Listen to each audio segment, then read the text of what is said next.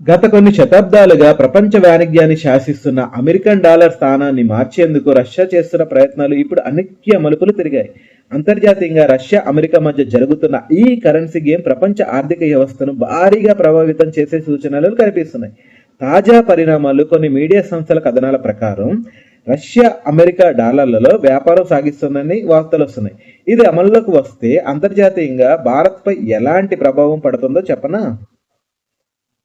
2022లో Russia Ukraine యుద్ధం ప్రారంభమైన తర్వాత పశ్చిమ దేశాలు రష్యాను స్విఫ్ట్ బ్యాంకింగ్ వ్యవస్థ నుంచి బహిష్కరించాయి. దీంతో రష్యా తన చమురు, గ్యాస్ వ్యాపారాలను డాలర్లకు బదులు రూబుల్స్, యువాన్ రూపాయల్లోకి మార్చింది. అయితే 2026 ప్రారంభంలోకి వచ్చిన తర్వాత కొన్ని రిపోర్ట్ల ప్రకారం రష్యా తిరిగి అమెరికన్ డాలర్ ఆధారిత చెల్లింపుల వ్యవస్థలోకి రావడానికి ఆసక్తి చూపిస్తుంది.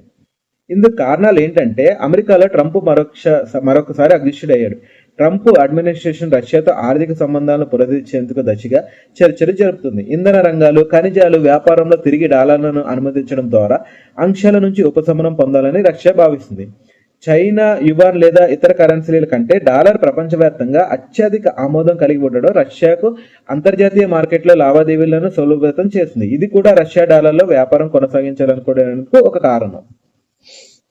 ప్రపంచ వాణిజ్యంపై కూడా ప్రభావం చూపిస్తుంది. రష్యా వంటి అతిపెద్ద ఇంధన ఎగుమతిదారు తిరిగి డాలర్ జోన్లోకి వస్తే అది డాలరైజేషన్ ప్రక్రియకు బ్రేక్ వేస్తుందని మార్కెట్ వర్గాలు అభిప్రాయపడుతున్నాయి. దీని కారణంగా ప్రపంచవ్యాప్తంగా డాలర్ డిమాండ్ మళ్లీ పెరుగుతుంది. ఇది అమెరికా ఆర్థిక వ్యవస్థకు ఊపునిస్తుంది. డాలర్కు ప్రత్యామ్నాయంగా సొంత కరెన్సీని తీసుకురావాలనుకున్న బ్రిక్ దేశాల ప్రయత్నాలకు ఇది అడ్డం కలిగించే అవకాశం ఉంది.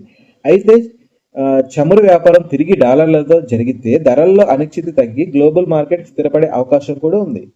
ఇంకా మరి ఇండియా, భారత్పై ఎటువంటి ప్రభావం చూపిస్తుంది? అమెరికా, రష్యా మధ్య మారుతున్న ఈ ఆర్థిక సమీకరణలు భారతదేశంపై మిశ్రమ ప్రభావాన్ని చూపే అవకాశం ఉంది. ముఖ్యంగా చమురు దిగుమతుల విషయానికి వస్తే ఇప్పటి వరకు రష్యా నుంచి రూపాయల్లో చమురు కొనుగోలు చేస్తే భారత్ కొంత లబ్ధి పొందింది. అయితే రష్యా తిరిగి డాలర్ల వైపు మళ్ళితే భారత్పై అమెరికా ఒత్తిడి పెరిగే అవకాశం ఉంది.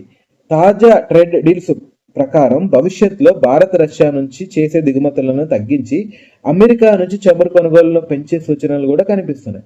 మరోవైపు అంతర్జాతీయ మార్కెట్లో డాలర్ తిరిగి పట్టు సాధిస్తే అది భారత్ కరెన్సీ విలువపై ప్రతికూల ప్రభావం చూపుతుంది. ప్రపంచవ్యాప్తంగా డాలర్ బలపడడం వల్ల రూపాయి విలువ మరింత క్షీణించే ప్రమాదం ఉంది.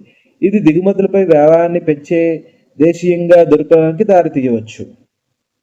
రష్యా తీసుకునే ఈ నిర్ణయం కేవలం ఆర్థిక పరమైనది మాత్రమే కాదు, భౌగోళిక రాజకీయ వ్యూహంతో కూడుకున్నది. ఉక్రెయిన్ యుద్ధం వల్ల దెబ్బతిన్న తన ఆర్థిక వ్యవస్థను గట్టెక్కించడానికి పుతిన్ డాలర్ వైపు మొగ్గు చూపుతున్నట్లు స్పష్టమవుతుంది. ఇది అధికారికంగా అమలైతే రాబోయే రోజుల్లో అంతర్జాతీయ మార్కెట్లో గోల్డ్ ధరలు మార్పులు చోటు చేసుకునే అవకాశం ఉందని గమనించాలి. బంగారం ఎగుమతుల రంగంలో ఈ నిర్ణయం ప్రభావం ఎలా ఉంటుందో కూడా మీరు తెలుసుకోవాలి.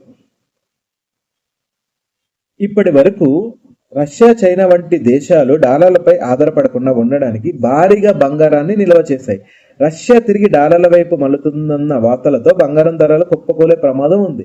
రష్యా తన వద్ద ఉన్న బంగార నిల్వలను మార్కెట్లకు వదిలి డాలర్లను కొనాలని చూస్తే సప్లై తిరిగి బంగారం ధరలు పడిపోతాయి. నిపుణుల విశ్లేషకుల ప్రకారం అంతర్జాతీయ మార్కెట్లో డిమాండ్ తగ్గితే భారత్లో ప్రస్తుతం రికార్డు స్థాయిలో ఉన్న బంగారం ధరలు గగనీయంగా తగ్గి మళ్ళీ 10 గ్రాముల బంగారం ధర 1,00,000 కంటే తక్కువ కింద వచ్చే అవకాశం చాలా వరకు ఉంది. ఈ పరిమాణం భారత ఎగుమతుల రంగానికి కొంత ఊరటనిచ్చే అవకాశం కూడా ఉంది. అమెరికాతో కుదిరే కొత్త వాణిజ్య ఒప్పందాలు, ద్వైపాక్షిక సంబంధాల వల్ల భారతీయ ఫార్మా, ఐటీ రంగాలకు కొత్త అవకాశాలు లభిస్తాయి. అమెరికా మార్కెట్లో భారతీయ ఉత్పత్తులకు సేకరణ మరింత ఆధారంగా పెరిగి దీర్ఘకాలంలో మన ఎగుమతులు రంగానికి మేలు కూడా చేకూరవచ్చు. సో ఒక పక్కన బంగారంలో ఇన్వెస్ట్ చేస్తున్న వాళ్ళకి దెబ్బపడినా వేరే ఏదైతే ఒప్పందాలు ఉన్నాయో ఐటీ రంగాలకు కానీ, ఫార్మాకి కానీ ఇటువంటి అన్నిటికీ కూడా మంచి జరగవచ్చు. సో అటు ప్లస్ ఉంది, ఇటు మైనస్ ఉంది. సో మరి మన ట్రంప్ గారు తీసుకునే తలతిక్క నిర్ణయాలు ఎలా ఉంటాయో మనకు తెలుసు. ఈ రోజు చేతులు కలిపి సెకండ్ ఇచ్చారు, రేపు గెట్అవుట్ అని కూడా అనొచ్చు. సో ఫైనల్గా ఏమైందో చూద్దాం. సో అది మ్యాటర్. వీడియో నచ్చితే లైక్ చేయండి, షేర్ చేయండి. తెలుసు కదా, నేను king Satish. Thank you for watching. Bye.